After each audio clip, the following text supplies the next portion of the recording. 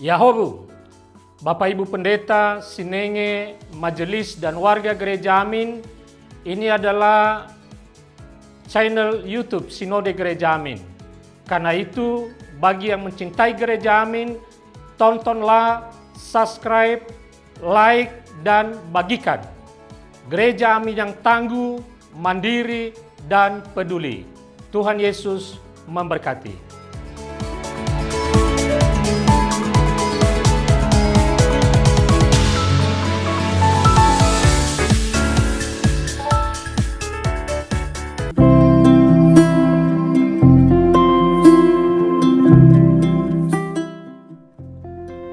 Hai Teens, jumpa lagi dalam acara TFC.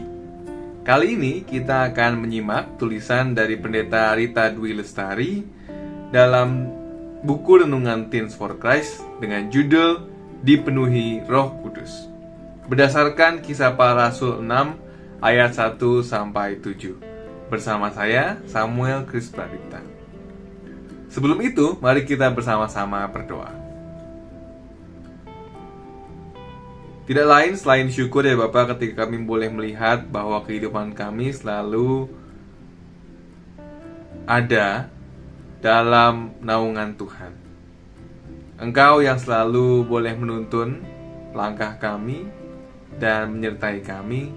Untuk itu, ketika sebentar kami juga hendak membaca serta merenungkan sebagian dari firman Tuhan, biarlah itu juga boleh menjadi bagian dari kami yang menyambut tuntunan Tuhan dalam kehidupan kami. Biarlah Roh Kudus boleh menemani kami dan menolong kami, sehingga firman itu boleh kami tangkap dan kami tanamkan dalam hati kami menjadi bekal kebijaksanaan, sehingga kami boleh menapaki kehidupan kami lebih baik lagi. Terima kasih ya Bapa. Demi Kristus Yesus kami berdoa. Amin. Yang akan menjadi pusat perenungan kita adalah Kisah Para Rasul 6 ayat 3. Saya akan bacakan bagi kita semua. Karena itu, saudara-saudara, pilihlah 7 orang dari antaramu yang terkenal baik dan penuh roh dan hikmat, supaya kami mengangkat mereka untuk tugas itu. Orang yang dipenuhi Roh Kudus itu akan mendapat karunia bisa berbahasa roh, bernubuat, atau melakukan mujizat penyembuhan. Pernyataan ini memang memiliki dasar Alkitab, yaitu menurut 1 Korintus 12 ayat 9-10. Namun, sangat keliru kalau kemudian disimpulkan bahwa tanda orang yang dipenuhi Roh Kudus hanya berbahasa roh, bernubuat, dan melakukan mujizat kesembuhan. Sebab karunia Roh Kudus tidak terbatas pada hal itu saja.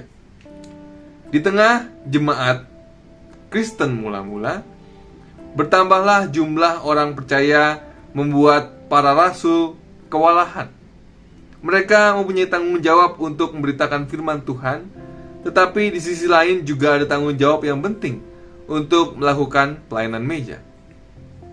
Pelayanan meja adalah membagikan makanan kepada para janda dan mengatur pemberian bantuan untuk orang-orang yang membutuhkan.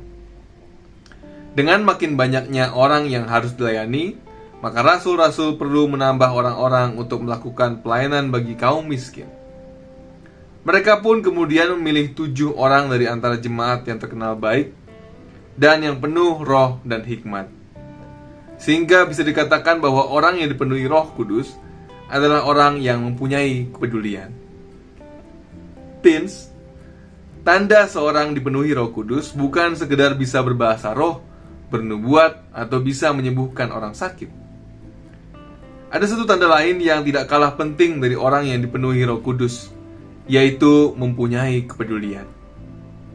Ketika kamu peduli pada orang berkekurangan dan memutuskan memberi sesuatu, ketika kamu membantu membawakan barang belanjaan seorang lansia, ketika kamu peduli pada anak-anak yang terancam putus sekolah, lalu memakai uang sakumu untuk berdonasi, itulah karya Roh Kudus yang memenuhi dirimu.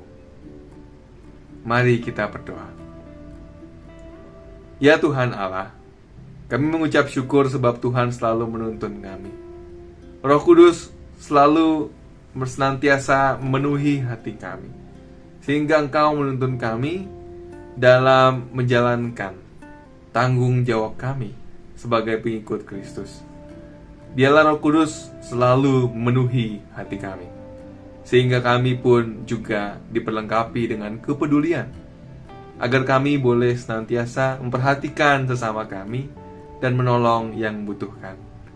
Biarlah kami menjadi alat Tuhan untuk menjadi berkat bagi sesama kami, manusia maupun seluruh ciptaan.